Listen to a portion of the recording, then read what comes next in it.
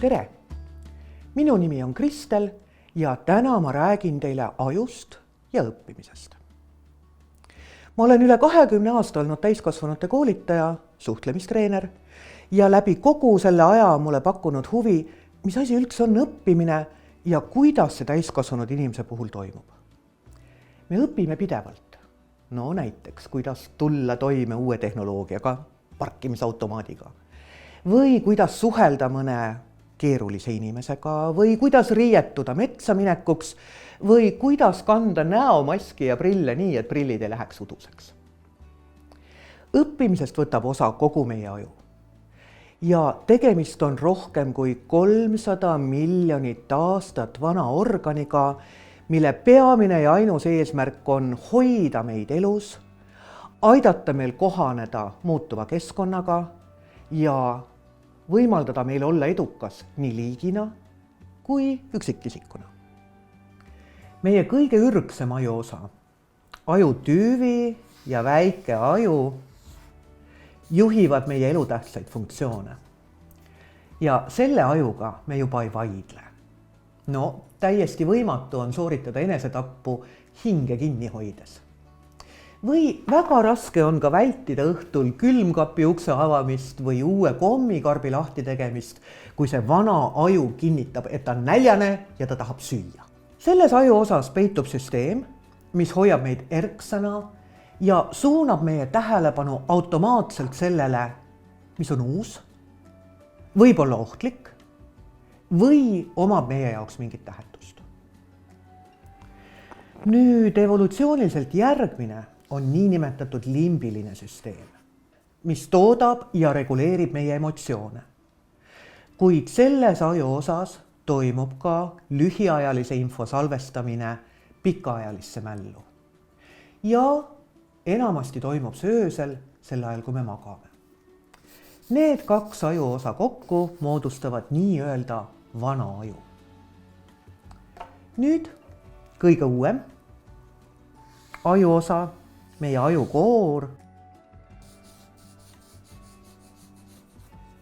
on see koht, kus paikneb meie teadvus, meie teadlik informatsiooni töötlemine ja ka õppimine. Tegemist on ülivõimsa protsessoriga, kuid samas tegemist on organiga, mis on umbes salvrätiku suurune ja ka sama paks.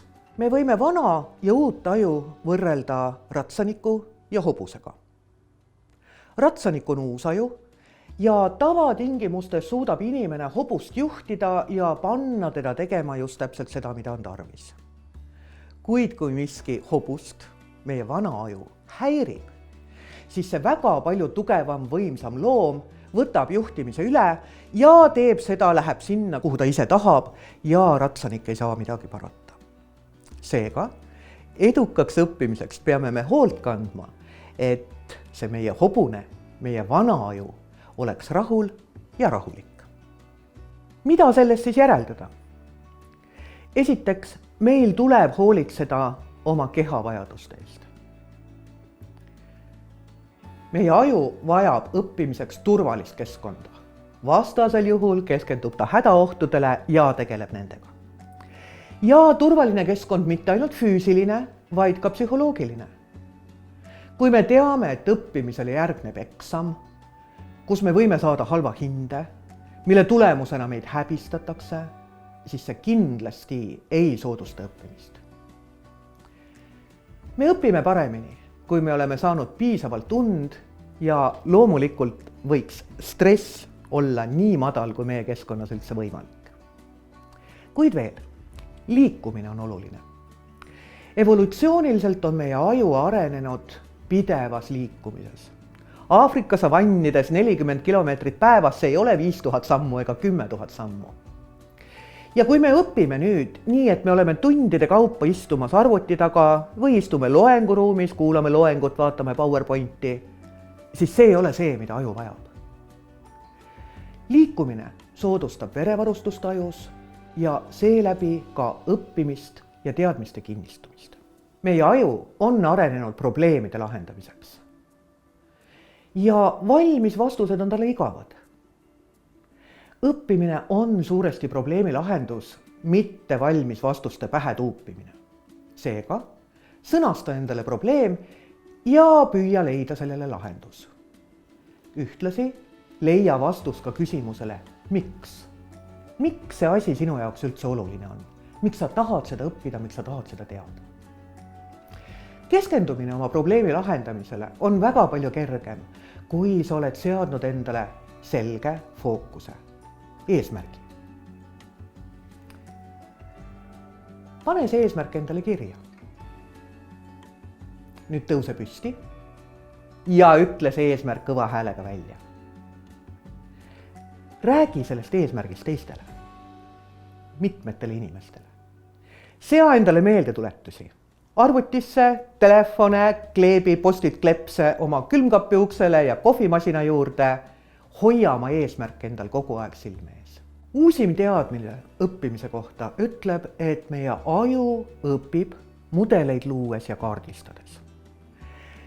Just kui me püüaksime leida teed tundmatus kontorihoones, õppides ära, kus asub meile vajalik uks, täpselt samamoodi õpime me trigonomeetriat või püüame aru saada mõistest demokraatia, luues endale kaarti. Kui me puutume kokku täiesti uue mõiste või nähtusega, hakkab meie aju looma kaarti, nii nagu me oleksime võõras linnas. Pöörad paremale, ahaa, jõuan sinna välja. Pöörad vasakule, oi, seal on park. Kuid selleks, et avastatud ja neid asukohti meelde jätta, ka neid omavahelisi liikumisteid ja seoseid, tuleb seda teed läbida korduvalt ja korduvalt, kuni me enam ei eksi ja kõik on meeles. Nüüd õppida on palju lihtsam, kui meil on olemas ülevaade õpitavast tervikuna. Just nagu linnakaart. Ja täpikene ma asun praegu siin, ehk siis arusaam sellest, mida ma juba tean ja mida veel mitte. Ja veelgi lihtsam on, kui keegi, näiteks koolitaja, nõustaja, kogenum kolleeg, varustab mind õpirajaga. Mis järjekorras, mida, millised mõisted, millised oskused. See aitab eristada olulist ebaolulisest, vältida tühja ekslemist ja jõuda kiiremini sihile. Õppimine on sõna otseses mõttes füsioloogiline protsess, nii nagu meie seedimine. Seda ei saa tahtega kiirendada ja õppimine võtab aega. Anna endale aega. Ja palju korraga ei saa.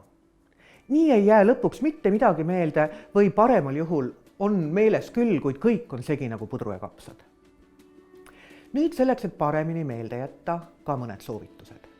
Kõigepealt, ja ma kordan, meenuta seoseid, mida ma selle asja kohta juba tean, mida ma tahan teada saada. Kirjuta, paber, pliiats, käsiksi kirjutamine.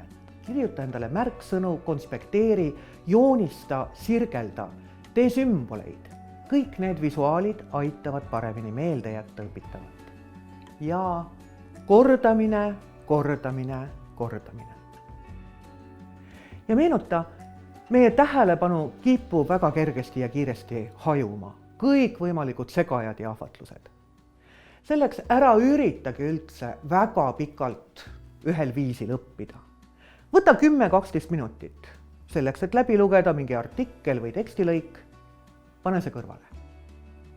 Nüüd võta paber ja pliiats ja pane mälu järgi kirja 3 asja, mida sa teada said või mida sa ära õppisid või mis sulle huvi pakub. Nüüd tõuse püsti. Mine akna juurde, vaata aknast välja, kaugele ja ütle kõva häälega need 3 asja, mis sa kirja panid. Tule tagasi. Võta paber ja pliiats ja kanna need 3 asja mõttekaardile, märksõnadega, sümbolitega.